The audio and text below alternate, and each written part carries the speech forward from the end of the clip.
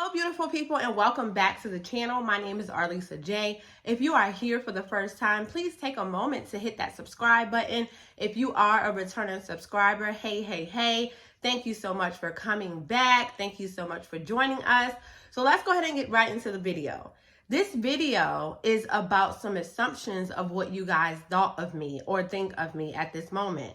I went on my social media platforms and I also text people, I email people and just said, hey, send me some assumptions of what you think about me. I got some really interesting assumptions. I got them on my handy dandy index cards. As you can see, it is definitely a lot. So we're gonna go ahead and make this a part 2. If I get 100 likes on this video, there will be a part 2 because this is about to be raw and this is about to be interesting. So let's get right into it. So the first assumption is you are overprotective of your children. That assumption is true. I am a tad bit overprotective over my children. It's just so much going on in today's society, and I just want to make sure that my children are safe. I don't want to shelter them, but I just want to make sure they are okay. You know, God has given me the opportunity to be a steward over these 2 children, and it's my responsibility to take care of them and make sure they're straight. I find myself a little overprotective. I do have a 16-year-old, and sometimes he asks, like, Mom, can I go to the movies with my friends? I'll be like, what friend? I'm your friend. Let's go. And he'd be like, no. So I can be a little overprotective, but it's just because of what is going on in today's society. You can't trust people. You can't, the people that you think you can trust, you definitely, it's so much going on. So that assumption is correct. I am overprotective over my children. The next assumption is you eat oxtails. I wouldn't say I eat oxtails. I ate oxtails one time and they were good. They were good. I actually have a friend, her husband is a chef, and he made oxtails, I think it was for Thanksgiving, and they were so delicious. But oxtails is something that I don't go and say, hey, I'm craving oxtails, let's go get some oxtails. That's not it. If it's there, I'll eat it, but if it's not, I'm not really too worried about it. So that assumption is I do eat oxtails. So yes, you are correct. The next assumption is you were sheltered as a child. I was sheltered as a child. I was. My parents did not let me do anything. I was in church all my childhood, from the time I was a baby to the time I was, well, now, but with my parents, I was in church since I was able to go to church.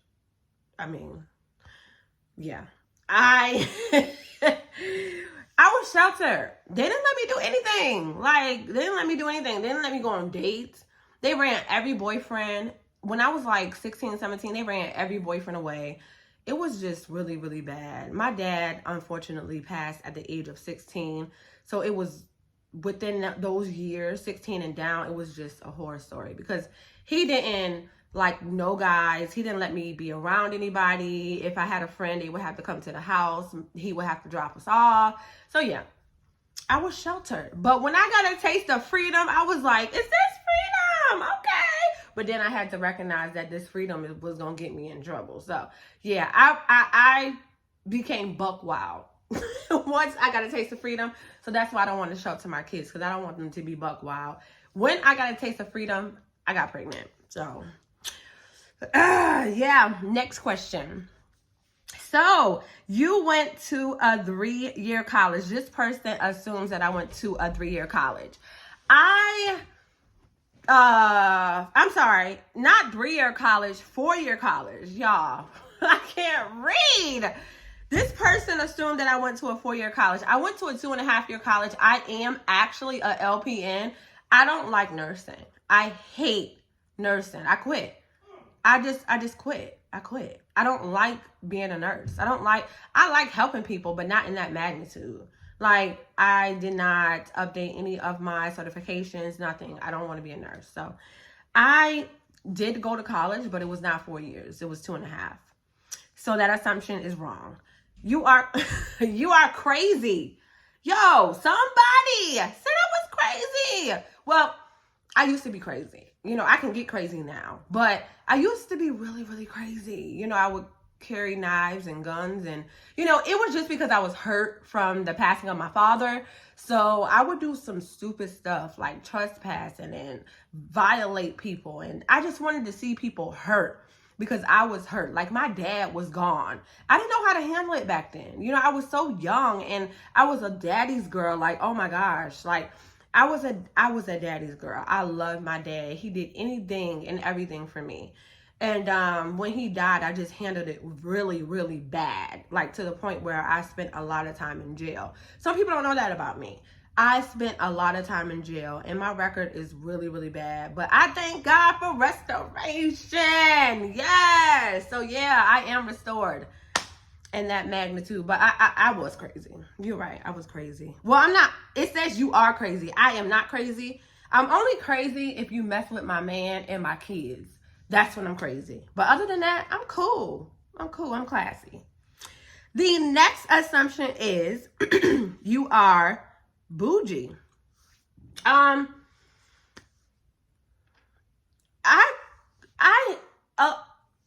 a lot of people be saying that about me. I don't know why.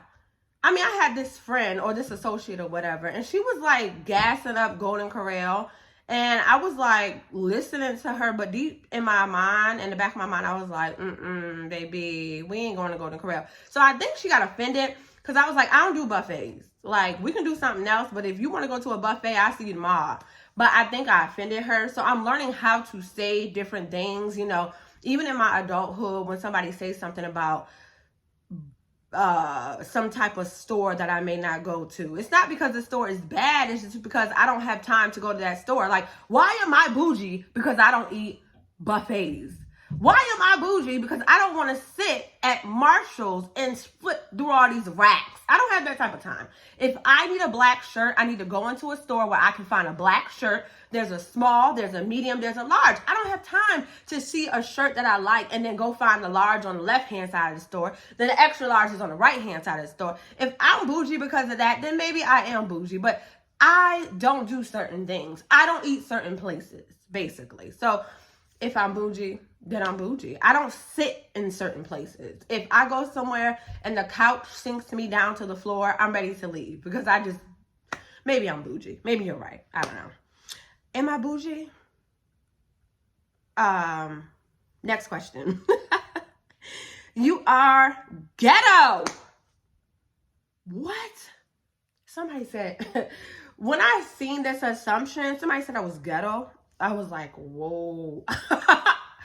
I could be ghetto. I can't, it can come out. If you bring it out of me, I can be ghetto, but I'm not ghetto. I'm not ghetto. I don't really have to be ghetto. I don't hang around anybody who brings the ghetto out of me. If you bring the ghetto out of me, yeah, I'm not ghetto, but it can come out, but I'm not. So that assumption is wrong. You are a freak. This person assumes that I'm a freak.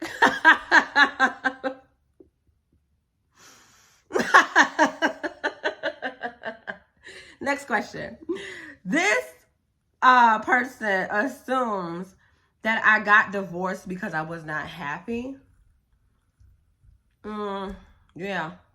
I think that's why everybody get a divorce, maybe. That's where some people get a divorce, because they're not happy in that situation. I'm not going to be in a situation where I'm not happy. I'm just not going to do that. I know who I am. I know what I deserve. I wouldn't say I got divorced because I was happy because it was like abuse or anything like that. It wasn't like that. I was just unhappy because I think I seen this person more of a friend than not a husband. So I just wasn't happy in that relationship. It was kind of something that was, I don't know, I wouldn't say thrown on us because it was our free will. But at the time, we was in this ministry and it was a lot. So yeah, I got divorced because I was not happy. That is true. You are very outspoken. This person assumes that I'm outspoken, and I am. I am outspoken. I am. I would say that, yeah, I'm outspoken. Okay, next question. You don't play about your kids. No, I don't play about my kids. I don't. I don't play. I would go to war over my 2 kids. That's why I got to be careful where they go, because if something happens, whoever they're with is done, you know? So that's why they don't go anywhere. The only places that my kids go is my daughter. She's 8. She goes with her dad and my mom and my husband and my husband's family, of course. I'm with my husband's mom and dad. And that's it. I don't, and if she's with her dad and she wants to go play at one of her friend's house that her dad deals with, he calls me and says, is it okay for her to go here? And I'm like, absolutely not. Or, yeah, that's fine. But I don't play about my kids. I don't, if you want to disappear, mess with my kids. You are a fun person. You assume that I'm a fun person. I am really a fun person. I'm fun. I'm a fun person. I really am. I like to have fun. I love to travel. I love to sightsee. Y'all, if y'all hear somebody coming in and out, that's my kids. Like, I love to travel. I love to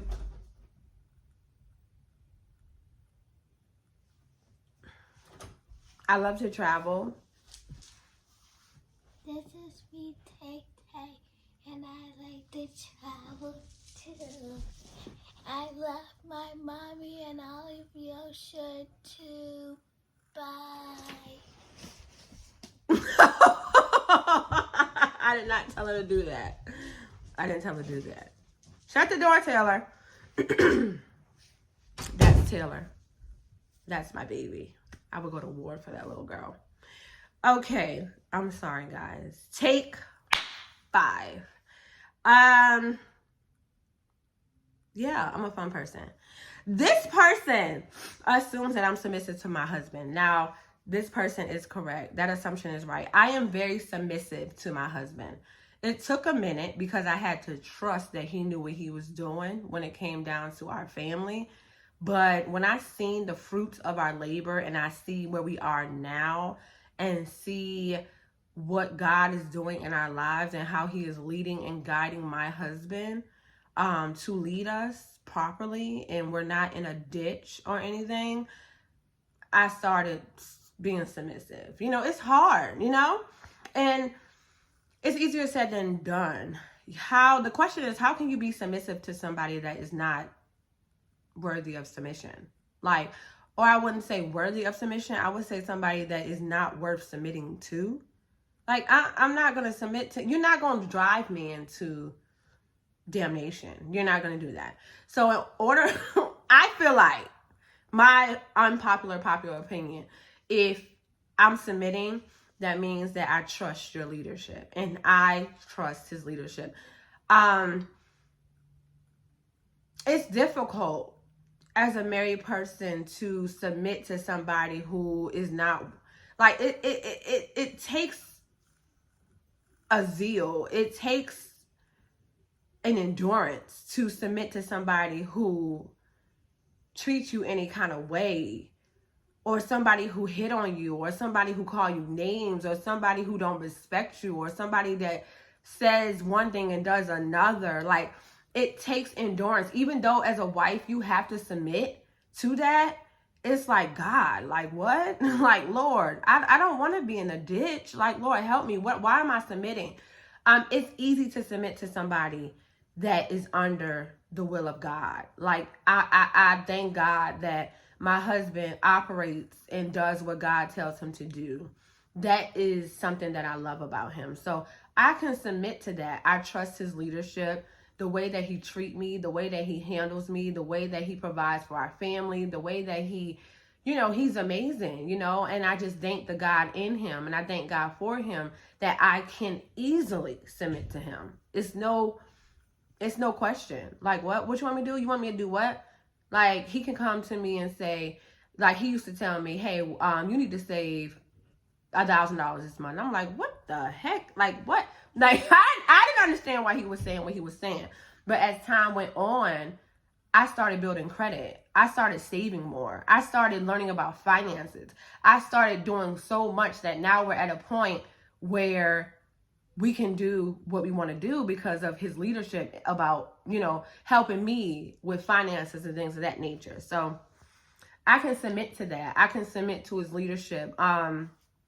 I, just like I told you guys in my last video, if you did not watch that video, I will link that below.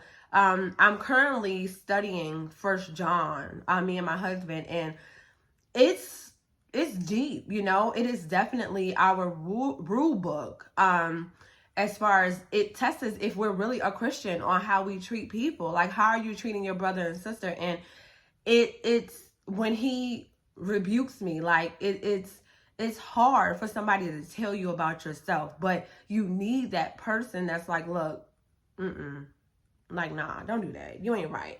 Like, we're driving down the street, and I know if I'm with one of my best friend and somebody cut me off, I'm like, what the? You cut me off? And she with me, yeah, you cut us off. What? You cut us off? What? But I was with my husband, and somebody cut me off, and I was like, I didn't curse or anything. I said, you something. You look like something. And my husband was like, why would you say that about that person? And I was like, say what? What'd I say? So I tried to make it look like I didn't say anything, but he heard me. And I was quiet the whole way home because I was mad at him because he rebuked me. Because it's like, look, we're studying 1 John.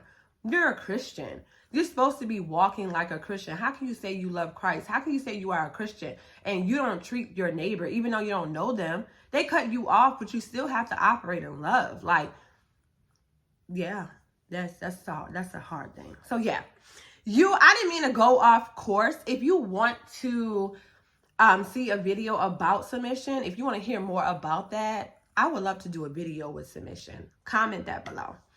That involves submission. Moving on. You are God-fearing. Yes, I am God-fearing. I love God. It's in him that I live, move, and have my being. I would not be here if it wasn't for him. I would not be in this position if it wasn't for him. God is amazing. He is my everything. So yes, I am God-fearing. Somebody assumed that I don't like my old... Y'all was just going in. I don't know. Somebody assumed that I don't like my old church. I wouldn't say that I don't like my old church. I would say that I'm praying for my old church because I went through a lot and I came out really damaged and I came out broken and I came out confused and I came out lost. I came out rejected. The same way that I came in, I came out because it was like if I knew now, if I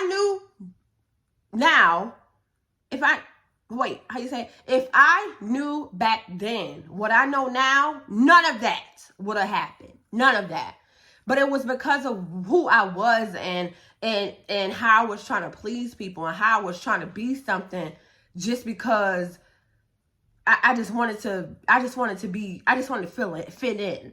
I wanted to be called on. I wanted to be the person who helped. And I pushed myself on people so much to the point where they took advantage of me. So I wouldn't say that I don't like my old church. I can't say that because I'm a Christian. I'm praying for them and I'm really praying, you know, and I'm so healed from the situation. I'm not, you know, bitter or anything about the situation, but I'm still praying for that ministry. But no, I'm not, I don't like, I like that. I mean, I do not like them. That's not the case. I am praying for them. I'll put it like that. The next assumption. You are in a good relationship. Well, I'm in a marriage. I don't know if you know me or not, but I am married and I am in a good marriage. I love my husband. I really am. This time around is for real happiness. You know how we can be on Facebook and we posting these pictures. Oh, my boo, my this, my that. And we know good God and well, we are not happy. Like, what you putting on the show for? I did that. I put on a show. This right here is no show. But I put on a show and I was just like, yeah, I'm happy. Yup. I'm going to serve. I'm going to do this. I wasn't happy. It was just for Facebook. Don't do that. If you are not happy, you're not happy. If you're happy, you're happy. Make sure your happiness is genuine, because people can tell when you're not happy. People can tell when your happiness is not real. Why are you trying to put on for people? It's not. If you're not happy, you're not happy. So, y'all, I've really grown. I've really grown. Really. You do not have a good relationship with your mom. Somebody assumed that. I do have a good relationship with my mom. I was the black sheep of my family, and my brother was really the person who everybody spoiled.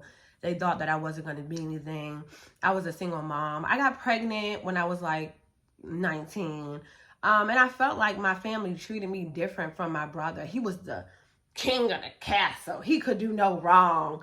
I remember he told my mom that he was going to move out, and she was like, oh, what do you need? What do you need? Oh, I'm here. And then he ended up coming back, and she accepted him back with open arms. When I said that I was ready to move out, she said, oh my God, you are not going to make it out here in society. You know, it's just like, what? I mean, you know, so back then, no, I didn't. But God placed people in my life to be that mom that I needed. But now me and her straight, me and her good people. We learned a lot. We dealt with a lot. We talked about a lot. So she good. We good. You did not date a lot. I don't know what that means. I did not date a lot. I didn't date a lot because I didn't take any. If this is where you're going, I don't know if this is where you're going, but I didn't take a lot from a lot of people. I didn't take a lot from guys. I knew red flags when I seen it. If you were, first, I was attracted to the bums. My son's father is a bum. So I was attracted to him back then because I liked when the pants was down, and I liked the vibe, and I liked the swag, and he looked cute and all that, you know. So I dated that fool, and it was like red flag after red flag. Why we do that to ourselves? Like, we be in relationships and we see red flag after red flag, and we like, oh, he gonna change. Yep, I can change him. He gonna be all right with me. Yup, whoops, that's gone away. But then we get into the relationship knowing that we can't change no man. The only person that can change a man is God himself. Like, don't be getting into a relationship thinking that you're going to change a man. Because if he a player, he a player. If he's abuser, he's abuser. If he is a liar, he's a liar. Like, the only person that would be able to change that is God himself. So don't settle. Do not settle. Because if you settle, you will find yourself in a problem. You will find yourself in a situationship, and you don't want that. So I didn't go after that one. I did not. No, I didn't deal with men. If I seen one red flag, I was out. Like, it's just, no. I didn't have that type of time. I was dating one guy, and he said something he said, he said that something that sounded weird. I can't even quote what he said because it's going to take me a minute to remember the way that he said it. I was like, oh, okay. I blocked him. Like, I'm not, The first time you yell at me, the first time you, I just don't take anything. Like, we are royalty. We are the prize. We were brought with a price. And we are the queens. We are it. Don't let no man treat you like anything. Because you are it, girl. You is it. And you can do bad by yourself. You can do bad by yourself. So don't let no man treat you like that. So no, I was not in a lot of relationships. No, I wasn't. You are confident. I am confident. Right now in my life, I have learned so much at this point. I am very confident in who I am. Definitely confident. I was that type of girl that was so scared. I was so rejected. I'm bold. I'm bold. Come to me if you want to. 1 John. I forgot what it was. I don't know. 1 John. I got to keep that in the forefront of my mind. Because if I keep 1 John in the forefront of my mind, I won't be out here about to tear somebody's head off. All right. Next. You only eat seafood. No. I like crabs. Of course, I love crabs. If you follow me, you know I stay. Me and my husband, we stay in a crab. Take 6. I like the quesadillas. I like hibachi. I like like the melting pot, bookbinders. I like steak. I love steak. I'm just now getting into Mexican.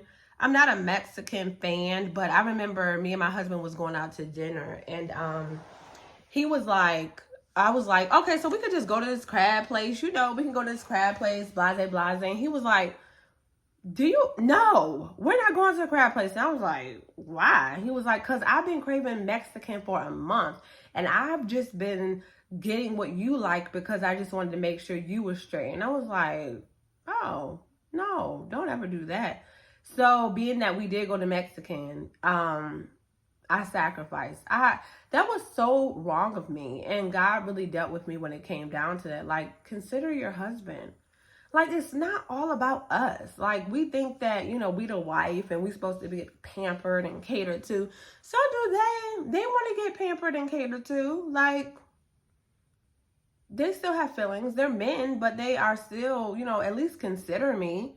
Consider, like, honey, what do you have a taste for? Do you have a taste for this? Do you have a taste for that? Do you have a taste for that? So we went to a Mexican spot, and I'm just now, I ordered some chicken with some rice and some sauce. I'm starting to like it. I went to El Patron. We went there. All right. Next assumption, y'all. I got a lot of assumptions. You don't go to church anymore. That is not a true assumption. I go to church. I do. I go to church. I love my church.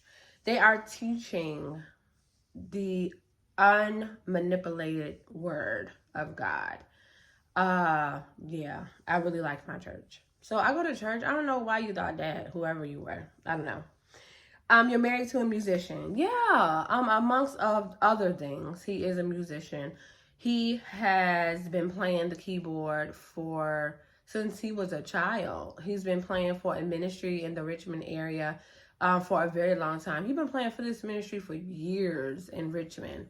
Unfortunately, he doesn't anymore because we didn't move, but I am married to a musician, amongst other things.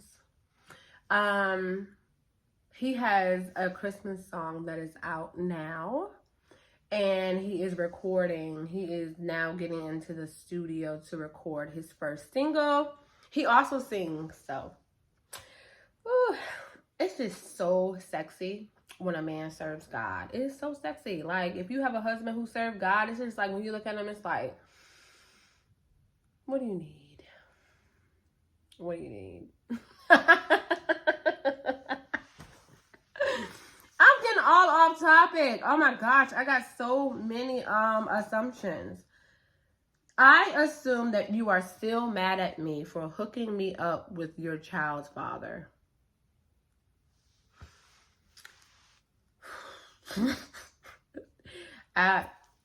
Okay, so I am not mad at anybody for hooking me up with my sons. Not my daughter, my son. This person is being funny, and they hooked me up with my son's father, which is the deadbeat.